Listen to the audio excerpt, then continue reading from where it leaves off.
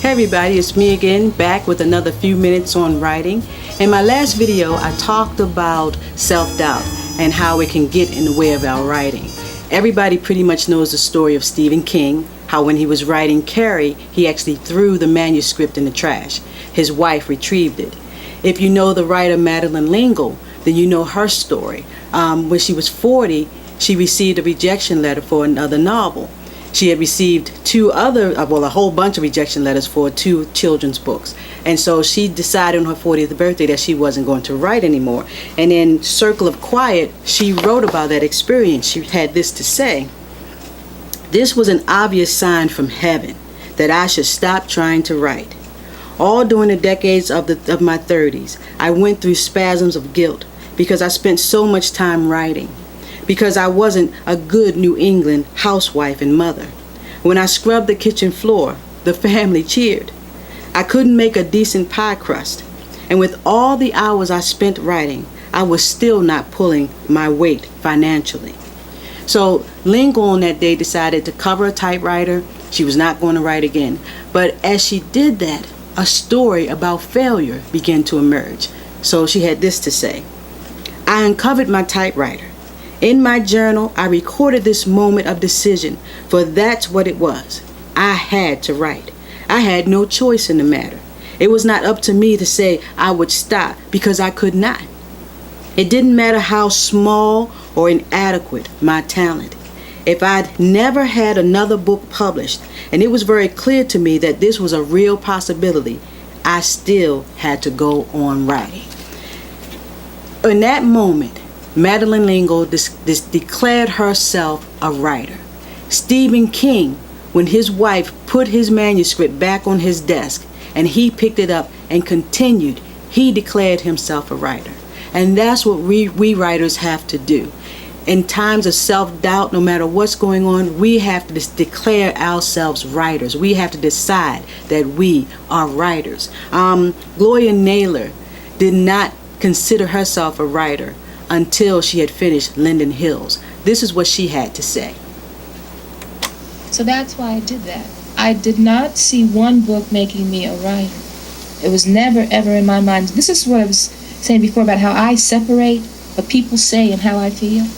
So even when the reviews were all really quite tremendous with Brewster Plays, and they were screaming about this bright new talent, blah, blah, blah, I said, they're out of their minds. One book doesn't make you a writer. All I'd written was a book. That's all I had done. I had written a book. I was very pleased about that, but that was the long cry for me in calling myself a writer.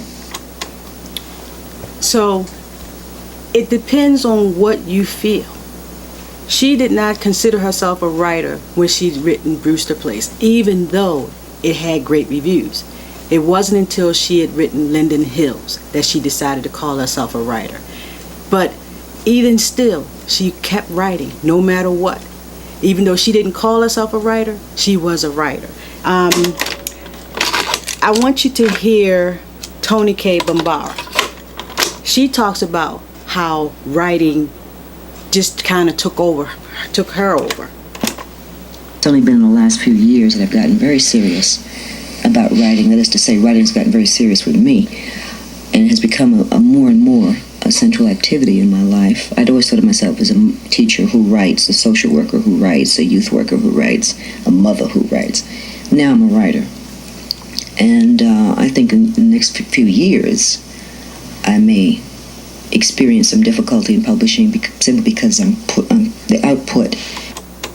Okay, so her talking about publishing, that's a whole nother subject, and we're going to touch on that later. But she now calls herself a writer. I can remember when I was first starting out, I used to call myself an aspiring writer. And I used to hang out with poets because in Baltimore, back in the 90s, there weren't a lot of fiction writers around, at least none that I could find. And I used to hang out with poets and go to the cafes and things, and I would read my fiction there. And there was this brilliant poet named Juanita Jackson. And I kept saying I'm an aspiring writer every time I would get up. And she one day said, "Why are you saying that?" She said, "You write, so you're a writer." And that's what we have to do. We can't be afraid to say that we are writers. And the funny thing is, we always put stipulations on how we determine that we're writers, okay? If you're not, you won't say you're a writer unless you get published. Okay, so you get published, and then you say, well, I'm not a writer because I'm not published by a major publisher. So you get that big publishing deal, and then you say, well, I'm not a writer until I get on the New York Times bestseller list. So you get on the New York Times bestseller list, and then you say, well, I'm not a writer until my book becomes a movie. So your book becomes a movie, and then you have another stipulation to where you sit and say, I'm not a writer. You are a writer. If you're writing poetry, if you're writing in your journal, if you're writing screenplays, novels, nonfiction, you are a writer. If it's something that you just do just because you have to, you are a writer. If you will write no matter what, as Madeleine L'Engle said, she was going to write whether she got published again or not. I will write whether I get published again or not. I am a writer. And that's what we have to do as writers. You have to sit and declare yourself a writer. So I want you this day, right now, to get up and declare yourself a writer. If you can, just get a sign. If you can't speak it, just hold something up and say, I am a writer. See you next time.